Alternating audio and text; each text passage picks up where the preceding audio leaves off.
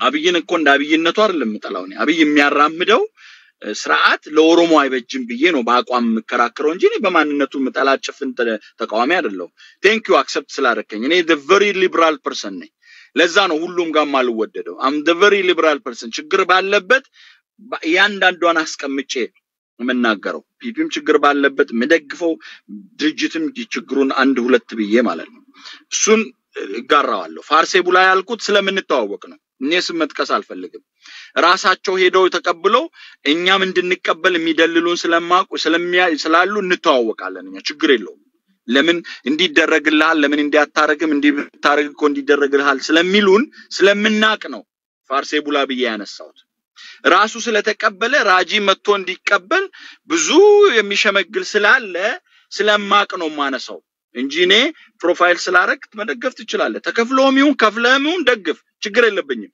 እኔ በሐሳብ ማመን ሰው ነኝ በሐሳብ ነው መከራከረው እንደዛ ብትረዳኝ ወንድሜ ቅድም ባርቻ ያነሳው I think ይሄው ብቻ ነው መሰለኝ የተጠየቅኩት thank you ቤካ እሺ thank you ኮማንደር ሎቲ የቀረ ነገር ካለ ፕሮጀክሽን የሚያደርጉት ነው ሁለታችሁ ላይ ስለሆነ ኦኬ ራጂ አንስቶታል አብዛኛውን thank you ራጂ ጆአርና ታይን አሁን ለምንድነው የምትደግፉት ትላንት እየተቻችሁ ነው ተባለና ጥሩ ሲሰሩ ወይ መተቸት ነበረበት ወይ አንድ ሰው ጥሩ ነገር ከሰራና ከህዝብ ጎን ቆሞ የህዝብን ችግር የሚያንጸባርቅ ከሆነ የህዝብን ችግር የሚያስተጋባ ከሆነ የህዝብን ችግር አልትኩሬት አድርጎ የሚያቀርብ ከሆነ እኛ መቃወም ነበረብን ወይ ዝም ብለን ማለት እንዳንዳንድ የአብይ ደጋፊ ወይ ብልጽግና ደጋፊ ዝም ብለን በተሰራውን ባልተሰራውን በደጉም በክፉም ዝም ብለን መቃወም መደገፍ አለብን ወይ ነው ስንደግፍም ራጂ ልክ እንዳለው ጥሩ ሲሰራ ሰው መደገፍ አለበት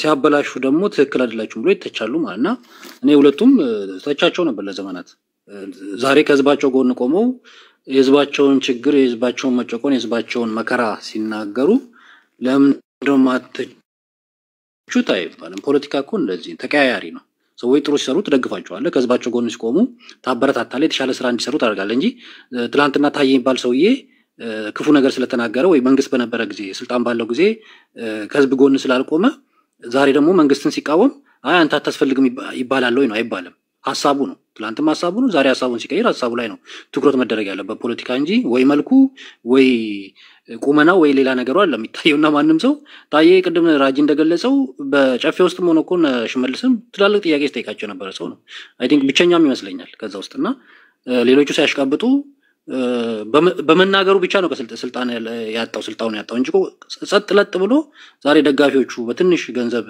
እንደሚያጨበጭቡት እሱ ደሞዝ እየተከፈለው ማጨብጨብ ይችል ነበር ሰውየው አይሆንም ማለት መፍቱ ነው መደገፍ አለበት ማለት ነው ጆአርም ዛሬ ትክክል ሲሰራና ከህዝብ ጎን ቆሞ ነገሮችን በጥሩ ሁኔታ ሰንቆ ሲናገርና የህዝብን ችግር እንትን ሲታገል መንግስትን ጎበዝ በርታ ማለት በነገራችን ላይ የብልጽግና ደጋፊዎች ጆአር ማበረታታት ነው ያለባቸው ጆአር በኢትዮጵያዊነት ወይ በኢትዮጵያ አስተሳሰብ ወይ በኢትዮጵያኒስት ፖለቲካ የተለየ ሐሳብ የለውም የሱ ጥያቄ ወይ ደግሞ የሱ ሐሳብ ዛሬ ላይም በፖሊሲ ላይ ነው ፖሊሲው ትክክል አይደለም የተሻለ ፖሊሲ መፍጠር ይቻል ነበር በዛች ሀገር ውስጥ የሚል ነው እንጂ ከዛ ውጪ ኢትዮጵያ ቱደም ኢትዮጵያ ትቅደም የሚል እንትን ኖሮት አይደለም እሱን ማየት ያስፈልጋል ሌላው አንድ ናፍቱቤ ዲሞክራሲ ግዴታ አይደለም ስላልኩኝ ግዴታ ነው ግዴታ አይደለም ይሄ የዓለም ፖለቲካ መርዳት ያስፈልጋል ዲሞክራሲ ግዴታ አይደለም እነ ራሺያ እነ ቻይና እነ ኮሪያ ዲሞክራሲ ይባል ነገር አያውቁትም ግን አያል ሀገሮች ናቸው ህዝባቸው ይበላል ይጠጣል ይተኛል ይነሳል ሰላም ነው ሰላም አላቸው የህዝባቸው ሰላም በመንግስት የተጠበቀ ነው እና ዲሞክራሲ ምዕራባውያኖች ጋር ነው የሚታወቀው ግዴታ አይደለም እና የምዕራባውያኖች ዲሞክራሲ ባያስፈልገንም የኦሮሞ ህዝብ ገዳ የሚባል ስርዓት ስላለው በገዳ መኖር ይችላል ነው እና አሁን እዚህ የመጡ የብልጽግና ደጋፊዎች አይ ዲሞክራሲ ብቻ ነው የቀረን እንጂ እኮ የኦሮሞ ህዝብ ጥያቄ ተመልሷል ኦሮሞ ነፃ ወጥቷል ኦሮሞ ባርነት ስር የለም ምናምን ስለሚሉ ስለሚጠቅም ነው ዲሞክራሲ ብቻ ነው የሚያስፈልገው ስለሚሉ ዲሞክራሲ ጀምር ግዴታ አይደለም ከዲሞክራሲ በፊት ደግሞ ነፃነት ይቀድማል ነው እንጂ ዲሞክራሲ የሚጠላ የፖለቲካ ፍልስፍና ሆኖ አይደለም እንጂ ዲሞክራሲ ግዴታ አይደለም ዲሞክራሲ ያላቸው ሀገራቶች ያደጉ አሁን የነገርኩ ሀገራቶች አያላን የሚባሉ ሀገራቶች ናቸውና ፖለቲካን በዛ መረዳት ነው እንጂ ዲሞክራሲ የግድ የቆረብንበት ነገር አይደለም እንደ ግዴታ መቀበል የለብንም ነው ፖለቲካ በደንብ የዓለም ፖለቲካ መዳሰስ ያስፈልጋል። ከዛ ውጪ ዲሞክራሲን እኛ የራሳችንን ዲሞክራሲ ስላለን ችግር የለብንም። ነፃነት ነው የሚቀድመው ነው ለኦሮሞ ህዝብ። እሱ ነው። ሌላው ፋኖና ሁቦ ልክ ፋኖና ሁቦ አንድ ላይ እንሰራለን ብለው የሆነ ውል እንዳላቸው ተርጎ ይነሳል ብዙ ጊዜ። እኔም ብዙ እንኳን ሐሳብ አልሰጥበትም። ግን ቢሰሩስ ኖሮስ ምንድነው ነው እንዴ? አብይ እኮ ፋኖ ማለት የሀገር ባለውለታ ነው። ፋኖ ማለት የሀገርን ደህንነት የሚያስጠብቅ ዳር ድንበር የሚያስጠብቅ ብፈልግ ሶማሊያ ድርሻ ዋጋዋለሁ አታግለዋለሁ ሲል አልነበረ ወይ? ምንድነው ዛሬ ለእናንተ ፋኖ ጠላት እንደሆነ አድርጋችሁ የምታነሱት? ለኛ ደግሞ ወዳጅ እንደሆነ ነገር አድርጋችሁ ልታስገነዝቡ የምትፈልጉት ነገር ምንድነው ነው? እንትና ጀነራል ብርሃኑ ጁላ እኮ ከፋኖ ጋር አንድ አላማ ነው ያለን። ምንም ያጣላን ጉዳይ የለም፣ ጦርነቱ የሚያስገባን ጉዳይ የለም፣ አንድ አላማ ነው ያለን ሲል የነበረው እናንተው ብርሃኑ ጁላ ነው። እሱ ሲል ጽድቅ ነው። ሌላው ፋኖ ለራሱ ለዲሞክራሲ ይታገላል ብሎ ከተናገረ ልክ እንደ ወንጀል ተርጎ የሚታየው ለምንድነው ነው? ፖለቲካ ለመስራት ተብሎ ብዙ ነገሮች ሲባሉ ነበር። ግን ይሄናል እውነት ፋኖን ጠልታችሁ ነው አይደለም። ዛሬም እኮ የፋኖ አስተሳሰብ ነው ሀገርን እየገዛ ያለው። የፋኖ አስተሳሰብ እኮ ነው አብይ አህመድ ሮድ ማፕ አድርጎ ተቀብሎት እየሄደ ያለው። ፍኖተ ካርታውን እኛን የሰጠነው ያለው እኮ ማን ነው ንገሩኝ። ማን ነው ሰውየው? አሁን ፋኖ የሆነው ሰውየው ለኤርትራ ሄደው ይሄ ጀነራል ተፈራ ነው። ባብሲላቲዮ ቆይሜ ማለት ጀነራል ተፈራ ነው ወይስ ሌላ? ፍኖተ ካርታ እኛን የሰጠነው ያለው አሳምነው እንትና አብይ አህመድ የኦሮሞ ወጣትን ለማስተማር ብሎ ነው የነ ሚኒልክን የነ ኃይለ ሥላሴን ኖ አንዳርጋቸው ጽጌ ማሎኑም ከሰ ቱሴኑ ባቴ ማሎ አልተኮ ሚት ጎራዳት ሲቆፋታ ሳቱርተ አንቴፍ ግዱን ሴኒን እና አንዳርጋቸው ጽጌ እኛን የሰጠነው ፍኖተ ካርታውን እኛ በሰጠነው ሮድ ማፕ ነው ሀገር እየመራ ያለው ብሎ ነበር። ዶክተር ብርሃኑ ነጋ ወጥቶ አብይ አህመድ ስራ እየሰራ ነው ያለው የኦሮሞ ወጣቶች ታሪካቸውን ስለማያውቁ ኢትዮጵያን የኦሮሞ ወጣቶች የኢትዮጵያን ታሪክ ስለማያውቁ ታሪክ እንዲማሩ ፈልጎ አብይ አህመድ ቤተ መንግስት ውስጥ የነ ሚኒልክን የነ አፄ ኃይለ ሥላሴን የነ መንግስቱ ኃይለ ማርያም ሐውልት ምንድነው በወርቅ ቅብ እየተከለ ያለው የኦሮሞ ወጣቶች ታሪክ ስለማያውቁ ነው። ለመደል ዳቆን ዳንኤል ክብረት ስለ ኢትዮጵያ ሲነሳበት አብይ አህመድ በሁለቱ አይኑ የሚያነባ ነው ብሎ ሲነግሩ የነበሩ እነሱ ናቸው። እና ከዚህ በላይ ፋኖነት አለ ወይ? ሌላውን በፋኖ ለመክሰስ እንዲሚያሯሩጣችሁ ልክልካችሁ እንዲነገራችሁ ፈልጋችሁ ነው? ሲጀመር የኦላም እኮ እየታገለ ያለው በዛችሁ በኢትዮጵያ ውስጥ በኦሮሚያ ውስጥ ነው። ኦሮሚያ እኮ አሁንም ያለው ኢትዮጵያ ውስጥ ነው ያለችው። የጋራ ሀገር እንኳን እንገነባለን ቢሉ እንደ ወንጀል መታየት አለበት ወይ ነው? ፖለቲካ አይደለም ወይ? ትግራይና ምንድነው ቲፒኤልኤፍ እና ሻቢያ እኮ ትላንትና ጄኖሳይድ ሻቢያ ሲያደርግባቸው የነበረው ትላንትና እንደዛ 2 አመት እኮ አልሞላውም ቁስሉ። ዛሬ አብረው እንትን ያለው ፖለቲካ እንዲ ነው። የሚመች ጊዜ አብረህ ትሰራለህ፣ ካልተመቸት ትለያያለህ። ግዴታ አይደለም። የሚመቸን ነገሮች ከተፈጠሩ ይሄ ፋኖ ነኝ ባዩም አማራ ክልል ላይ ክላሽ ተሸክሞ የሚሮጠው በራሱ ክልል ላይ አደብ ገዝቶ የራሱን ክልል ማስተዳደር ከፈለገና ከሌላው ጋር ደግሞ ኢትዮጵያ የምትባል ሀገር መገንባት ከፈለገ ምንድነው ችግሩ? የኦሮሚያን ዳር ድንበር ጥሶስ ካልገባና የኦሮሞ ጥያቄ ፍለፊት ችግር ሆኖ እስካልቆመ ድረስ ቢሆንስ ምንድነው ነው? ይሄን እስካሁን አለ ብያል ስለማላስብ የለም። ቅድም ራጂን ነክቶታል። እስካሁን የኦኤልኤፍ ወይ ደግሞ የኦላ ሊቀመንበር ወይ የኦኤልኤፍ ሊቀመንበር ወይ የኦላ አዛዥ ወይ ደግሞ አንድ የኦላ ቆንዳላ የሚባል ወይ ደግሞ ተወካይ ከፋኖ ጋር እየሰራ ነው የሚል እስካሁን ሰማውም እንዴ? ቢሰሩስ ደግሞ ምንድነው ነው? እኮ ከናንተ በላይ ከነሱ ጋር ይሰራ አይደለም። እና በፋኖ ናፍቆት እየተሰቃየ ያለው እናንተ መንግስት ነው። አንድ አላማ አለን የሚለውም ያ ነው። እኛ አንድ አላማ ኖሮና ያቅም ሊኖርም አይችልም ወደፊቱ። ይሄ እንደዚህ እንት ማለት ሌላው እኔ ቅድም ልጠቅስ ፈልጌ የረሳሁት አንድ ነገር አለ። ጀዋር መሐመድም ስለ ፖሊሲ እየተቸ ነው መንግስትን። በፖሊሲ ደረጃ በነገራችን ላይ የኦኤልኤፍ እንትን ላይ የኦኤልኤፍ ፕሮግራም ላይ ወይ ደግሞ የኦኤልኤፍ ኢማመተ ምንለው ፖሊሲ ላይ ወደፊት ስልጣን ብንይዝ ይላል። ስልጣን ብንይዝ ለህዝቦች ወይ ደግሞ ለሚሌ በየሰናፍ ተጃጅለ ቶላከና በትምህርት ፖሊሲ በጤና ፖሊሲ በሌላ እንትኖች በነፃ እንሰጣለን። ያ ማለት ምንድነው? በነፃ ማንም ሰው ለመታከም ወይ ደግሞ የጤና አገልግሎት ለማግኘት መክፈል የለበትም በነፃ እንሰጣለን ነው።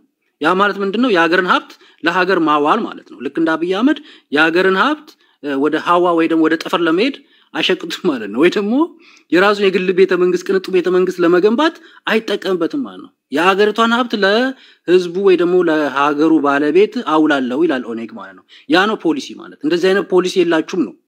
ብልጽግና መንግስት እንደዚህ አይነት ወጥ የሆነ ፖሊሲ ወይ የሚታወቅ ፖሊሲ ስለሌለው ነው ይሄ ሁሉ ችግር ውስጥ ገብተን ትላንትና አብሮት የነበረው ጀዋር መሐመድ እንኳን ወጥቶ የነ መንግስት እየታገለ ያለው በፖሊሲ ጉዳይ ነው። ያንን ፖሊሲ ማስተካከል ነው። የራስን መንግስት መልሶ መተቸት አስፈላጊ ነው ለማለት ፈልጌ ነው። ቴንኪው ራጂ ብዙዎቹን አንስቷቸው ነው። ከራጂ በኋላ መናገሩ ብዙም አስፈላጊ መስሎ ማይታየኝም። ቴንኪው ቤካ። እሺ እናመሰግናለን ሎቲ። ካልኩለስ አንድ ላስት ወርድ ድንገሳ ታውራ ሜዶ ትንሽ ቅር ብሎኛል። ይሄው እንዲሁ እየጠበቀች ኪያ ማልጀቴ ማልተፍ jechuun yaanni faannoon olaa wajji waliif galtee jaamtu miidiyaa gubbanni dubbatama soo san gaafachuun akka yakkaatti ilaalamee namni booyuun qabu soo malaachi fayyadaman san fayyadamanii mootummaa wajjilleen yoo walii galan yaaduma jiru kaasuu fi faannoo wajji walii galuun argatan taami mootummaa wajji walii galuunis yakkaa miti san gaafa namni dudubbatu hedduu deeggartee ni booyanii soo sadarkaa itti isin laaltan san osoo hin taane akka biraatti akka ittiin ani yaadicha kaase. Taayee waajjira pirezidaantiitti baay'inni guddatee gara caffee darbu jechuun uummata Oromootiif gaafii gaafachuutti hin jiru. Badhaadhinuma keessatti achumatti bakkuma hojii isaa dubbatee namni kaleessa jaarraa abbaa gadaa tanaaf du'e ilmoo qulxuu tanaaf du'e waaqoo guutuu tanaaf du'e jechaa ture. Soo nama sanarra fiddee waan inni kaasu natti himaa oolte gurraan itti sirraa faraduu hin qabu. Isinumti warri qabsoo dubbattan kun fakkeenyaaf amma warreen baay'eedha warri waa'ee Oromoo kana dubbanna jedhanii amma galanii walirra duulan kun amma kaadiree mootummaa gootan fakkeenyaaf namoota joorqee kan kaadiree mootummaa gootan anaan qaamatti nama mootummaa deeggaran ka joorqee kun agarree jaallanuma isaati akkumaan jalqabarra sinjee warri joorri irratti waa barreessan waan garagaraa barreessan jaallan qabsoo keessa hojjeturra jedhanii warreenuma joor faarsaa turan jechuudha. Har'aa yoo arrabsanis mirga qabanii ammaaf arrabsitan hin jiruun isaan sanillee bilchiginaan jedhuun.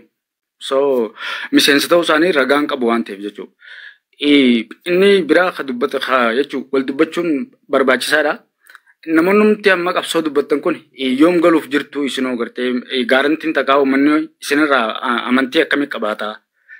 Namoonni fakkeenyaaf waggaa baay'ee miidiyaa kana gubbatti waa'ee qabsoo dubbachaa turan takkaa mootummaa arrabsaa turan callit jedhaniituma galanii finfinnee kanaan biq ol jedhanii yaada biraatiin gad deebi'u isinoo akkamii boruu yoo galtan. Uummanni akkamitti isin amanaa jechuu barbaadeetuma. Kanatti biyyi keessa jirtuun Itoophiyaadha na fakkaatti. Irra baay'een keessan numa beeytanii. Biyya san keessatti wanni addaa kan uummanni Oromoo barbaadus hin jiru. Wanni addaa kan uummanni Oromoo dhabees hin jiru. Wanni isin ajaa'ibuu qabu. Achi keessa hacuuccaan siyaasaa jira? Yes. Dhiibbaan ni jira? Yes. Magaalaa keessa dhiibamuun ni jira? Yes. Kana namni hundi sabni biyya san keessa jiru kamuu ni beeka. Uummanni Oromoo baafan gadi yaadni beeka. Kuni waan namni haaluu. Wanni si gaafadhu. Oromoo malee lakki gaaffiidha kiyya. Oromoo malee namni biraan namni waa'ee hiree murteeffannaa dubbatu jira biyya kana keessa. Haga ammatti Oromoon akka deeggartootaatti nama tokko dubbata malee dhaabaa akka dhaabaatti hiree murteeffannaa dubbatu tokko hin argine. Dhaabbilee Oromoon qabdu keessaa jiru. Akka dhaabaatti dhaaba hiree murteeffannaa dubbatu nageenye tole. Ndageenye akka dhaabaatti. Irra baay'ee isaanii waltajjii isaanii irratti qaamaanis hirmaadde ndageenye warra waa'ee hiree murteeffannaa dubbatu. Garuu wanni isaan jaan Itoophiyaa kana keessatti Itoophiyaa dimokiraasii keessa jiraannas hin jaan. So yaanni isaanii adda addummaa marroo fi joorii fi Okay, kan biraan immoo sababa biraarraa gaaffiin isaanii adda miti ta'an ammaan rakkoo qabaree sababa biraa wajjin hojjechuu isaanii maa mormi tareeti yoo hojjetaniif. No, ani mormuun qabu waan jajjabeeffamuu qabu. Faannoo wajjin isaan hojjechuu waan jajjabeeffamuu qabu. Akkuma faannoo wajjin walii gala mootummaa wajjin walii galu. Manni Oromootis nageenya wanni barbaadu waan ta'eef jechuudha. Mootummaa wajjin walii galuu gaafa jedhamu gaa mariif taa'ameera miti mootummaa wajjin mariif taa'ameetu kan hin milkaa'amina fi. So kanarra maaltu barbaadame jechuun callistee maduunfattee walii galuu qabdaadha moo wanti dhuguma walii si galchuu yoo jiraate walii galtaadha. Wanti fakkeenyaaf siyaasa keessa silaa kanuma callisteeti miti waan irratti walii galtu agriimentii wayii hin jiraata. So ani wanni hin jechuu barbaade yoo walii galteen takka waliin dhaabbachuun faannoo wajjin kan jiraatu ta'e ka danda'ame ta'e maluma san fayyadamanii maaf mootummaa wajjis waliin galle. umanis akka sabatti isaan saba tokko Oromoodha adda addummaa siyaasaa toonni qabanii faannoo warra akka sabatti faannoo sabni isaanii saba biraati yaadni isaanii adda adda yoo siyaasa waliif galuu danda'a mootummaa wajjis walii galuu qabanii malee isaan wajji walii galuun yakkaa jechaan jiru. Haa ta'u gaa'isuma silaas of teera deebi'aa jirta kiyya haa ta'u. Jechuun yeroo tokko galatoomi kiyya soo laal al tokko maal seetu namoonni tiktookii irraa rakkinni keessanii waan duraan dubbattan yoo irra deebitan waanuma nama liqimsiisuu dandeessa wayii. Akkitti ilaalama fakkeenyaaf akkitti isaan warri deeggaruu fudhatan irra deebi'aan jiru yakkaa faannoo hojjechuu yakkaa isuma silaas of teera kiyya waan kiyya muutii godhadhu kiyya galatoominde. Ankanin jechaa jiru yoo wallaggeeffachuudha ta'e egaa dubbiin. Yoo dubbiin wallaggeeffachuudha ta'e namoonni hedduun rakkoo akkamii qabdu isuma duraan jettan irra gaafa deebitan waan nama fudhachiistan isinitti fakkaata. Kana miti. Yeroo jalqaba si dhaggeeffate namni si hirkaan fuune irra deebitee galatoomishi bakka haa ta'u ayyee is galatoom namni biraa haasoo cinqiidha jiru. Wal beekuunis rakkoo. Yaa maaloo lakki koye obsi. Beekaa maal taate? Sila dubbataa turte si dabaree raajii irratti dubbataa turte dabaree lootii irratti si dubbataa turte. Elsa. እንዴት ናችሁ? በድጋሚ በመጀመሪያ ራጁ አንተዋወቅም ግን እኔ ትልቅ ሰው ነኝ ብዬ አንተን አልዘለፍኩም። ልባችሁን ስናወራ ለመግባባት ከሆነ እንዴት ነው አተረጓጓማችንንና አስተሳሰባችንን እናስተካክል። በሁለተኛ እኔ ካድሬ ነኝ አዎ ብዬ ጽፌያለሁ። ካድሬነቴ ለሀገሬ ለህዝቤ ነው ከፍዬ ነው ተከፍሎኝ አይደለም። አሁን ራሱ እናንተ ጋራ ቁጭ ብዬ ያሳለፍኳት ታይም እኔ እየከፈልኩባት ነው ከፍዬ ነው ማለት ለምን በተኛ ሌላ ነገር ባረክ ስራ ቢሄድ ገንዘብ ምሰራበት ሰዓት ስለሆነ ይሄ ራሱ ለኔ ክፍያ ነው ለሀገሬ ሰዓቴንም ገንዘቤንም ጊዜንም ከፍዬ ደግሞ ስለ ይኸውልህ ሂደክ ቼክ አድርግ የትኛውንም የእናት ሀገር ጥሪ ቦረና ብትል አማራ ክልል ብትል ትግራይ ብትል መከላከያ ብትል ወርጄ ያልሰራሁበት ያረዳሁበት ያው መሬቱ ላይ ወርጄ ያልሰራሁበት የለም። ያ ደግሞ በገንዘቤ ሰርቼ ከፍዬ ነው። ኦኬ ያንስል እዚህ ጋር ሶሪ ራጁ ነው ለራጁና ለእንደዛ ላላችሁ ከላይ ነው ምከታች ለምጽፉት ነው። እኔ እዚህ ጋር የመጣሁት እኔ ትመስላላችሁ ሐሳባችሁ ምንድነው ልረዳ ብዬ ነው እንጂ በቃኝ ፖለቲከኛ ነኝ ጥግ ድረስ ሄድኩኝ ፖለቲከኛ ነኝ ለፖለቲከኛነቱ ለምደግፈው ነገር አምኜ እየተጓዝኩ ያለው ሰው ነኝ። ቼክ ማድረግ ትችላላችሁ። ተደብቄ አይደለም በፎቶዬ ወጥቼ የምደግፍ ሰው ነኝ እማፍር አይደለም። እንደውም እኔ ይሄንን ፕሮፋይል አላርግም ፎቶዬ ነው ማረገው በፎቶዬ ነው። ይሄን ያረኩበት ምክንያት የራሱ የሆነ ምክንያት ስላለው ነው። ወደዚህ ዲጂታል ላይ የሆነ ቦታ ስገባ ማድረግ ስላለበት ብቻ ነው ያረኩት።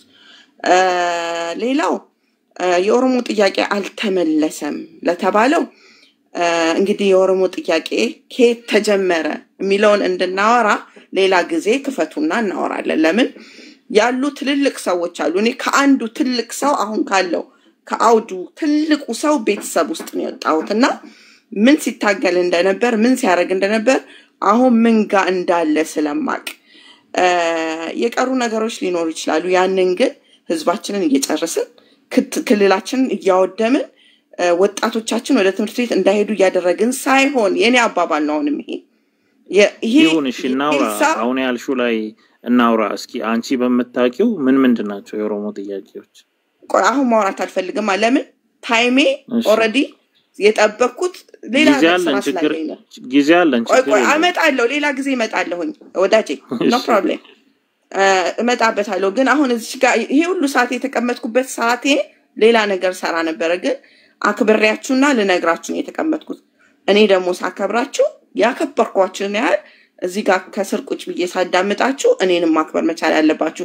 እድገታችን ይሄ ነው ያደግንበት የወጣንበት ቤተሰብ ታላቅና ታናሽ ተከባብሮ እናትና አባቶቻችንን አክብረን የኖርን ስለሆነ የዛሬውን ብዬ አልሳደብም። ለምን እኔ ከናንተ እኩል ቁጭ ብላ የምትታገል ልጅ አለችኝ ፊውቸር ላይ የሚያቅ ያቀኛል። ስለዚህ ኢትስ ኦኬ ኖ ፕሮብሌም። አሁንም ሶሪ በአረበኛ ልናገር ነበር አሁንም ላገሬ ከፍዬ ነው ካድሬ ሆኖ ለህዝቤ ከፍዬ ነው ካድሬ ሆኖ ያልኩ በዛ ረገድ ነው መንግስትን የደገፈ ሁሉ ተከፍሎት አይደለም እንግዲህ እንዳላችሁት የሚከፈለው አለ ካላችሁ አይዶን ነው አላቀም እኔ ማውራው የራሴን ነው የኔነቴን የማንነቴን ያ ደግሞ በተግባር አለ እዛ ጋር ገብታችሁ ማየት ትችላላችሁ አው ግን ስለ ራስሽ ማውራት አበዛሽ ስለ ሀገር ኖ እሱ ያለኝ ነው አመመልስለት ወይት ራሴን ዲፌንድ ምን አሉሽ ምን ተባልሽ ራጂ ኤልሳ ከፍዬ ነው አዎ ኤልሳ ከፍዬ ነው እምደግፈው አለች ማንንም ከፍሎ አይደግፍም ላለው እየመለስኩለት ነው ሌላ ስለ ኦሮሞ ትግል ምናምን ዛሬ ማወራው ነገር የለኝም ለማንኛውም አሁን ግን ማወራላችሁ ሰላሙ ይበጃል ወደ ሰላሙ መምጣቱ ይበጃል ከጦርነት ትርፍ የለውም የትኛውም ያለም ጦርነት ሁላችንም እንደምናውቀው መጨረሻው በሰላም ነው የተቋጨውና አሸናፊና ተሸናፊ ለሌለበት ህዝባችንና እናስጨርስ አመሰግናለሁ ጨርሻለሁ አቤካ እኔ ለይን ነው አይ እኔ ጥሩ ጥያቄ የምጠይቅ መስሎኝ ነበር ቁጭ ብዬ እኔ ጥያቄ ያለኝ ለራጂ አይ እኔ አንቺ አትጋፈቴ ተጋፊ እንጋፈኔ ዋኒን ጀቹ ፈደ ቤካና ዶርኬ ዩ አስ ፍሪ ስፒች ተሄ አቱ ጋፊ ስራ ቀብና ጀቹ አኮ ኦሮሞቲ አንጋፊ ሜጋ ፈዱጋ ጋፊው ጋፈተቴ ገሩ ጋፊ ኦሮሞቲ ማልቱ በከሲ ቡፈቴፍ ነጋፈታ አከኮቲ ጀዲ አከኮቲ ፊ አኩማ ኦሮሞ ያደ ኦሮሞ ኬስ ጅራ ላልኑቲ ወሪ በይኑ አባ ኦኬ ማሎ ዋንቶ ኮሊ ገለጋ ዱራላ ጋፊ ጋፈቴ ኦኬ ጋፊ ጋፈቴ ገፈዱ ዱራ ጀልቀበ ገፈዱ ማሎ እንንተ እቾ ወልቲ ወጫን ወንቲ ፊኑ ተቆዩን ጁራ ጋፊው ጋፈተቴ ጋፊሉ መኬ ፍሬሚ ጎዲ ጋፊ ጋፈዱ ጋፊን ጋፈደ ጀደኒ ሰነመቲ ሴና ሂማውለን ተቆ ደምኔ ነው ጋፊ ጋፈቴቲ ያደ ለማስረዳ በላዳ ያደ ተካፊላም ጋፊ ኬስ ወቅቹማኒ ስራቡ አጀቹ በካረተስ ገባዊ ኑክቲን ገረን ገልፈቲኒ ወልዴቡን ኬኛ ነው ለሙራጂኒ ዴማ ለራጂ አም ወነን ሲንጀቹ በርባዴ ጋፋ እና አባኦ ቱርቴሰን እና ጋፋ አባኦ ቱርቴ ናይሮቢ ባቴሰን ቀብሶ ደደብዴቲ ነቲ ፈካታ ከባቲ እና ቀብሶ ጋፈስ ጥሙሩ ደደብዴ አቲ ከኑመ ደገለ ከሳ አፉ ወጅ ሀፍቴቲ ሞርሚ ከነጃለተሞ ሞዱጉመ ገቡቴ ኦሮሞ ተነወሊ አራርሲቴ እና ረጌ ኦሮሞ በርባደ ዋንጆ ተካን ነቲ ዱፌ ከለመዳሙ አሱመረቲ خاف وجين هفيت ومرما أولا أورومو تنا إثيوبيا رافق يسويته سنة كنا عيبستون بربادا خلما دا يادخ يونين دبلت شو بربادو نودي أبا أو هكا داويتي بسافا هكا لينج أولا تافا خدوغانو تهمه يا أورومو نوكا إثيوبيا جنة اتنرق أبصوينه سرنافي في أمتا أمباغنني أنيوم ما كينيا نطبم سيسه لفساني لفتين ياجت أبين يخينياتش نطبم سيسه إن أمتا قبرما المان كينيا قبرما تقول تفني نولين خبر نولين إثيوبيا راتكافا غانم بينو إثيوبيا مكان بولشوفي كاك أبصوينه أما غرو أمتا كينيا أورمو يو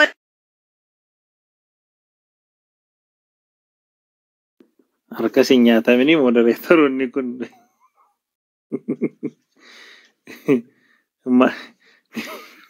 gaaffii ishee dhageessettanii raajii dura mee gaaffii ishee deebisi. jechuun anoo naayiroobiitiin baatee manaamin etteennaani it's okay anyway laal amma namni mormuu qabaaf mormi namiti annama baay'ee nama loojikii tamanudha yeroo gaariin hojjetameera yeroo gaariin hojjetamne immoo gaariin hojjetamne jedhee nama kaasu jechuudha. Kaleessa gaafa qabsoon karaatti qabsaan hin jiruyyuu biyyaa baatanii arras mormuu maaf haftuu miti. An yoo mootummaan badhaadhina gaaffii Oromoo faandamental ta'e deebisee dhimmatti gaaffiin Oromoo karaa baa'oo qofaa deebi'a jedhee amanuun qabu. Gaaffii Oromoo faandamental ta'e sanatti hin jiru. Kan isin asitti haasa'artan immoo waan bilicii koriidariin hojjetamee maaloon hojjetamee jedhamee ka'u kana jechuudha. Bu'uura irratti haasofna nu kaayyoo irratti gaaffiin Oromoo gaafa qabsoon kun jalqabamtu maal gaafannee jalqabne. Erga qabsoon kun immoo levelii kanarra ga'e maaltu ta'e ka jedhudha kanuma madaallee ilaaluu jiru jechuudha. Kanaaf wanta bu'aa akkasitti yaada kennachuun I don't think it's wanto miti ኤልሳ ላነሳችሁ ደግሞ የራሷን ፖርትፎሊዮ ነው የሸጠችው ሁላችንም የራሳችን ትራክ አለን መጥፎም ይሁን ጥሩ ቤተሰቡም ከእንደ ግለሰብም እንደ ማህበረሰብም ስለዚህ ያ ብዙም እኔ ፖይንት አላየውበትም ትንሽ የብቻ እንደ አብይ መሳለቅ ስለሚወዱ የተሳለቀችብኝ ደስ ብሎኛል በዚህን ሰዓት ብዙ ሰራ ነበር ይሄን አላለ መስራት እዚህ መቀመጥ የራሱ መክፈል ነው ብላለች እኛም ምን ሰራበት ምናልባት እዚህ ላይ ስክሪንሾት ማድረግ ይችላል በሰዓት ስንት ተከፍሎኝ እንደምሰራ ወይ የኔ ይበልጣል ወይ እሷ ይበልጥ ይሆናል ስክሪንሾት አድርጌ ልልክልህ ይችላል ለቤካ ልታስቀምጥ ይችላል the same time ነው ስራተን አይደለም እኛም እንደናንተ አይነቶቹ ውጅምብር እንዳይፈጥሩ መተን ስራችንን ተተን እዚህ ጋር ያ ናሬቲቭ እንዳይወሰድ ቪጂታ እንዳይፈጥር እዚህ የምንቀመጠው ራሱ ከፍለን ነው እኛም ምለውን ነገር ልመልስላት ወዳለው አባን ኡጌፊ ሙጫዋ ፉሪን ኡርጋውሙ ማልጀለኒ አባት ከምቱ ጫላ I'll show you if you want how much am I get paid by hourly ከፈለክ ማለት ነው እና ከናፊ ዋይ አባ ዋይ ሃዳ አባም በነባ በርባዴ ተውደንዳ ሌንጮ ለታፊ አባን ጫላ ካዮ ገራገራ ቀቡ አናፍ ሙጫንጎ ካዮ ገራገራ ቀባችሁ ደንደኝ ዋይ አባ ዋይ ፍራሚቲያም አክቹአሊ ማለኖ ጀቻጅራ አማዳ ዮሮዋን ፈየዶ ጀዱ ነንጀጀማ ዮሮዋን ፈየደ ነኖጀም ነሞን ነን ባልፋማ ኩምቤ ከሙ ደንደው ቀብ ሴና ከለሳቲና ደቹስ ነመን ፌሲሱ ከኑን ጀዳ ፈያታ ani badera rammo dufe wanga gara softanina nin ture beka thank you so much ani roomi duma kengala robaye respect nagote wancarana kinite fulfaddu simmariyaddan ande mani fayata aye ero gari galato matelle wa ana fenjur meloti yari jabalata namota kan dubbata menire tinnoshi kiyara zelkamna okay shiloti mat ዋና ፈለ እንጅሩ ገሩ ሮባዬ ነጋ ወይ ያወረጀ ደንጫላ ኑቱ ዋይ ነጋ ሐዋ ኑቱ ነጋ በርባዳ ነጋ ወይ ያወረጀ ደኒ ጎቻን ነገርቱ ጎቻን ከንሳን ጎዳኒ ነማ ያደ ሳኒራ አደቴ ኦኬ ያደ ብራቀቡ ያደ ሲያሳ አዳቀቡ አደምሱ አሪው ሞጌሱ አረብሱ ዋና ከሲኩኖ ጃርማ ከሌሳ አብይፋ ከናንጎምሴ ሳንስ ጀለፊ ጋቱራን ከና ዴብሰን ያረብሶቹ ነው ማያዳ ቆፈ ቀቦቹላ namni kuni hidhanne meeshaa waraanaan qabu warra hidhatelle indeeggaru yaada isaanii sinfudhatu isayyochu de janargaasa jibban kaleessa garu jawar keenya prezidaantii 2029 nuuf taa'edani warra jala fiigaa ture har'a warra isaa arrabsan jechuudha arkasiidhaan gite amma warri nagaan barbaanne warra karaa nagaatiin qabsaa'ullee harkaan miila mana kaa'uudha jechuudha warra karaa nagaatiin qabsaa'u dirreetti rashane warra daggalatti fuudhee geessee gatuudha jechuudha warra kanatu nagaan barbaadu malee qabsoo hidhannoo isaa deeggaru qabsoo karaa nagaa isaa deeggaru yeroo kamittuu nagaadhaaf qophiidha jechuudha yeroo kamittuu nagaan bu'ee gaaffiin ummatichaas deebi'ee utuu nagaan jiraate namni jibbuu hin jiru jechuudha garuu kan nagaan barbaanneedha mootummicha aangorra jiru kunoo har'a warruma seektara fayyaa ogeeyyii fayyaa gaaffii daabboo gaaffii midhaanii gaaffii qoonqoo warra kaasaniyyuu fuudhee mana hidhaatti gashaa jira jechuudha eewudha kan nagaan barbaanne mootummaa maarmaa namoonni asirra dhufanii deeggaran kana jechuudha nagaan barbaadu warruma kaleessa wajjin hojjenna jedhan hedduu isaanii kan akka lammaaffaa dabalatee kan kaalchoodhaan dhiitiyaarii isumadha jechuudha nagaan barbaadu jechuudha argiteetu nagaa barbaadate waan uummanni barbaadu waan ummatichi fedhu raawwata jechuudha kan nagaan barbaanne mootummichadha so yeroo baay'ee maal barbaadu isin hidhattanii qabsoo gaggeessaa jirtu isin warra hidhatee deeggartu hidhannoodhaan hoomaa tokkoon fiddanii maal silamma ayyaanis kanuma dubbachaa ture wanti dhufuun jiru hidhannoodhaan akkan dhufne nagar in argina biyyoota hedduu keessatti isaa ta'u dheengadduma Sooriyaa keessatti maaltu uumame Eengarduma dhiyooma kana biyyoota hedduu keessatti maaltu uumame. Amma TPLF koomeerra quphanteerti. Biyya ta'uudhaaf deemaa jirti jechuudha. So sarkaa kanatti illee of hin xiqqeessina. Akka waan Oromoon waan hundaa dhabee jiru, akka waan Oromoon biyya ta'uu hin dandeenye, akka waan Oromoon sirna mataasaa heera mataasaa qabaachuu hin dandeenye, akka waan Oromoon alaabaa mataasaa mirmirsuu hin dandeenyetti warri abdii kutattanii namallee abdii kutachiisuu barbaadanii tasgabbaa seenaa addunyaa siyaasa addunyaa hubachuun barbaachisaadha. Hinta Oromoon nan taa'e dhikaa'ennaani sababa hin taaneef hin jiru jechuudha. Isheen miliyoona 5 taa'aa jirti Oromoo miliyoona 60-70 ta'uu kana miti jechuudha. Oromoo qabeenya guddaa qabuu fi Oromoon ollaa fira hedduu qabu haafuuti sabni biraanuu xixinnoon iyyuu hin ta'u jechuudha. Kanaaf abdii kutattanii sakaan abdii hin kutachiisina. So warra akkas jiran hedduun isaanii seenaa qabsoo Oromoos warra hin beeknedha. Dhufaatii qabsoo Oromoos warra hin beeknedha. Dhufaatiin qabsoo Oromoo waan baay'ee galtee siyaasaa, galtee dinagdee, galtee aadaa seenaa, eenyummaa hedduu gonfataa addana ga'edha jechuudha. Kan isaa fi muraasa. Isa kana immoo galmaan keewwatu gahataa jechuudha. Kanaaf kan nagaan barbaanne warra kana. Warra gaaffii sabichaas gaaffii uummata biyya sanaas cunqursee irra taa'aa jirutu nagaan barbaadu. Akkas hubatamuu qaba jechuudha.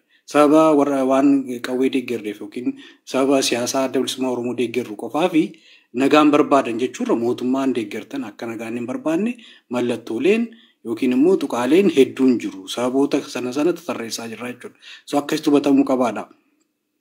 Jechuu ishee kanatti dabaluu barbaadeen beeka waa'ee nagaa irratti yeroo baay'ee sakaan qeeqochoo inni kaan faannoo wajjin ebaluun hojjetee maaloo seeru sila afaan Amaariffaatiin dubbadheera. Tu dubbannu inni kaan Maarsii irraa dhufee miti yookiin pilaanetii biraa irraa hin dhufne. Qaama siyaasaa biyya sanaa ta'ennaani bakka walii galtutti hojjechuun si barbaachisan sababan hojjetamneef hin jiru. Isa kanaan isaa ashamaaqa jedhan tokko jira beeki. Maqaa si balleessuu, si xureessuu akka waan kaleessa TPLF wajjin hojjenne gaafa TPLF wajjin hojjettu warra kaabaa wajjin akkamitti jedhanii maqaa si xureessu jechuudha. Isaan immoo ergamtuu TPLF warra ta'aa turan. Warra hambaa TPLF nyaachaa warra turan hedduun isaanii jechuudha. Kaleessuma kana faannoo wajjin Oromaaraa ijaaranii warra sarkaa aangoo mootummaatti dhufedha hedduun isaanii jechuudha. Oromaaraa kan ijaarrate isaan gara aangootti kan dhufe isaan. Kan biyya eegu kan biyya tiksu faannoodha warra jechaa ture har'a faannoodhaan si farrajuu barbaadu. Yookiin maqaa faannoodhaas xureessanii akkati Oromoo biratti jibbamtu si gochuudhaaf jechuudha. So siyaasa Oromoodhaaf hin baasa taanaan Oromoon eenyu faana hojjechuudhaaf PP irraa eeyyamas hin gaafatuufis hin jiru jechuudha. Isa kana warra PP tunutti himamite jechuudha. So dantaan Oromoo sarkaa kabajamuu danda'utti. Fedhiin Oromoo sarkaa guutamuu danda'utti. Siyaasni Oromoo sarkaa galma gahaa jennee itti amannutti eenyu faana hojjechuuf iyyuu eeyyama nama kamuu qaama kamuu hin barbaannu jechuu barbaade. Ishee kanaanis nama ashamaaqa quseedhan sana afaan Oromootiin jechichi kallattiidhaan hin jiru. So ishee kana yaadinaa jechuma barbaadeni. Beeka nama 200 kutee as jalaa xiqqoo mana oowwisnu illeen asirra qabsoon hin jirtu manuma oowwisna. Inga alakki ho'isuu sila ho'isnee rakkoon qabu dhiisaa miitiin godinaani. Maalidhaa? Silayyuu ayyaana. Beeka afiif na goote. Lakki bu'aan soboon maaltu na sobsiisanii kiyya qoynan nufa gara kee maal wajjin numa fixnaa ergate isheetu finciltuudha sila. Gara xiqqoo raabu. Naa obsiinaaf hundumtuu dubbadde hin bu'edhe seemina eegeetis. So maalidhaa? Sila yaana murdoftee dhuftee 200 fi maaloo 100 fi maaloo geesse hundi isheeyyuu rakkoon qabu cinqii manoo isuu hin qabnu ofii keenya taphanne yoo ofii isaa ho'ee no'a garuu waan haasuftu waan hafi jiraate dubbadhuuti si booda immoo kiyyaadhaa kiyyaa booda immoo seemiif hin kenna. Hayyee galatoom.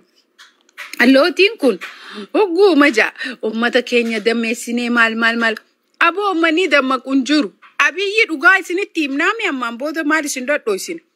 Akkan kaanetti amata kuma yaa Oromoo cabsuun hin jabaata barana. Hin dandeessu Oromoon walii wal cabsuun hin walumaan dhabamna malee. Kanaafuu maal nu dhabamsiisuu barbaaddu.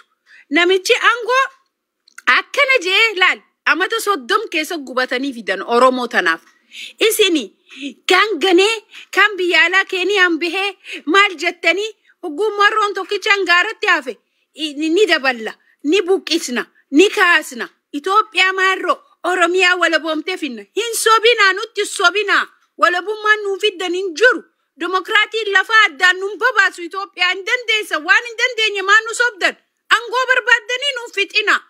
Angoo immoo Abiyyi nama ummata daggala jiru kanaaf nin qabsaa wajee ifiif lubbuu isaa qisaas godhe Oromoon nu ajjeese faannoon nu ajjeese faannoon dhiiraa akka keetii deemfiraa dhorki ummata keetii rayoonnee qabaatti akkasii ajjeesutti ati yoomaa maali bishaan ati akkuma gurbaan siniin jeesan tafaannoo achuma dhiis Oromoon raason aboo Oromoo dantaatee beeytee dhuftee biyya san guddifattee haala keetiin waan kenni harkatamoo moo Itoophiyaa san keessatti wal barbadeessu Oromoon akkatti aangool harkaa wal balleessitee taariikha galmeessinaa akka mililikfaa akkasiif deemtan kanan fudhannu marroo daggalataa qabee dabbaladhaa qawwee fi adhaa marroo rasaasa darba ingoonu yoo dhiira taatan galaati abiyyu jooltaa walirraa furadhaa yookiin taan ummata Oromoo hin fixina ummata Oromoo ajjeesnee kakaasna no ummanni Oromoo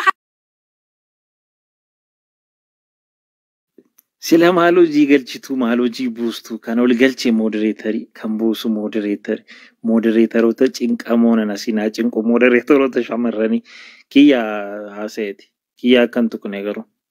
Saa maaliin haasaboo duraanuu biyya shiraarraa dhufte naqamtee dhufte sirra laaluun hin ta'u yaadaf yeree fi karan murte waa'ee baay'ee.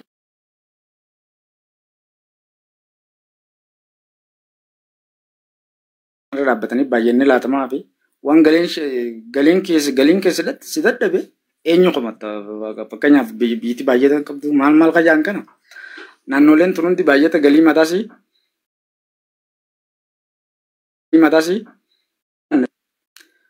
lootii fa'aa dhugaa dabre qabsootan akka malee faarsaa ture irraa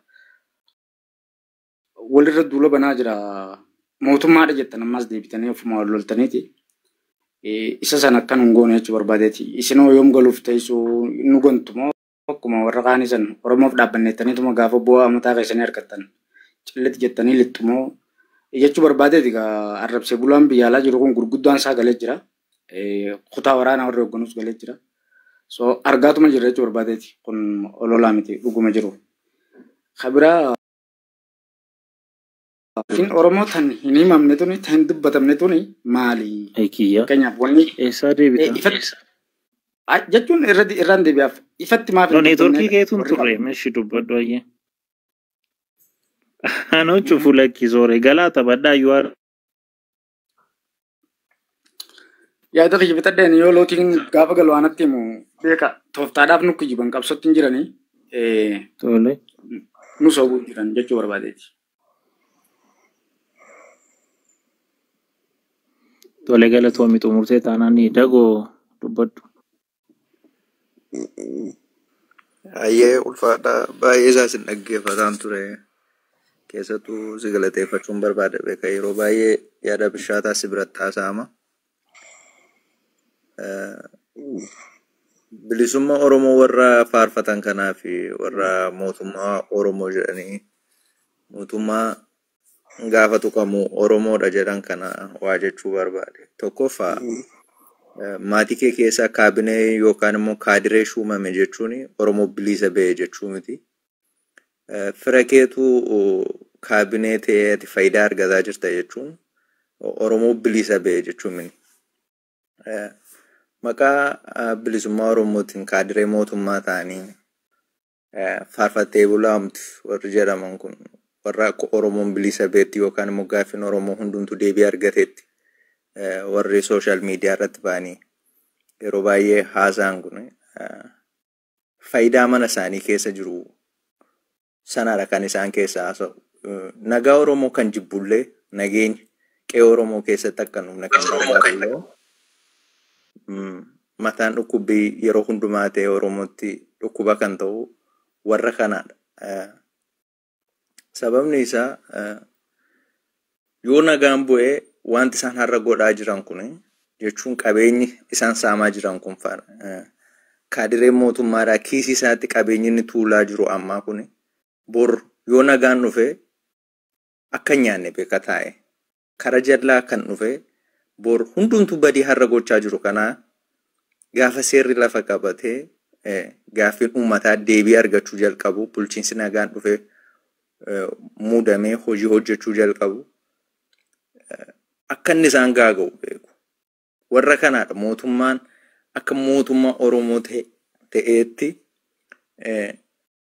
waraanni bilisummaa Oromoo laga jiru immoo akka nagaan barbaannetti warra odeessanii warra kana bor badiin isaan har'a hojjetaa jiran kun gatii akka isaan kaffalchiisu sababa beekaniif jecha qe'ee Oromootti akka nagaan bu'uun barbaadan garuu kan isaan odeessan immoo akka wanta waraanni bilisummaa Oromoo laga jiru nagaa jibbeetti yookaan immoo qe'een Oromoo nagaa hin barbaannetti kan isaan odeessan har'a mootummaa Oromooti jedhanii sitti faarfatu garuu gaafa faannoon fi murni diinaa gola Oromiyaa karaa garaa garaa seenee qe'een Oromoodhaan nagaa dhabeetti jeeqamutti waraana baa'ootitti akkiwuzii gochuu barbaadu maaliif eessa jira wooboonis hin jedhu mootummaa ta'e aangoorra kan jiru kan itti gaafatamummaa qabu isa isaan mootummaa keenya mootummaa Oromooti jedhanii faarfatan utuu ta'ee jiru abaa'urraati tarkaanfii eegu kan itti gaafatamummaa qabu garuu isa isaanii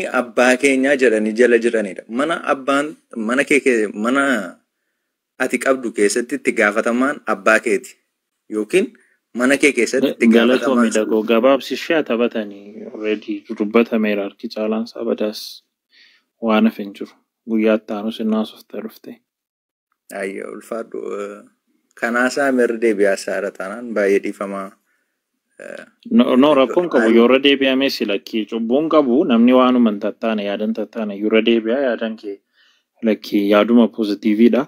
Akka kootti immoo yaada sirriidha iyyuuti garuu ani maybe xinnoo ishee niwutiraalii ta'uu koo eeggachuun qaba garuu diskashinii irra saatii baay'ee turree guddaa galatoomii gaafa biraas dhaggeeffataa akka turte nu beeksisteetta tapha isaan taphatan duukaatti fufuu dandeessaa yaa'ii siyaasaa fixneerraa warri siyaasaa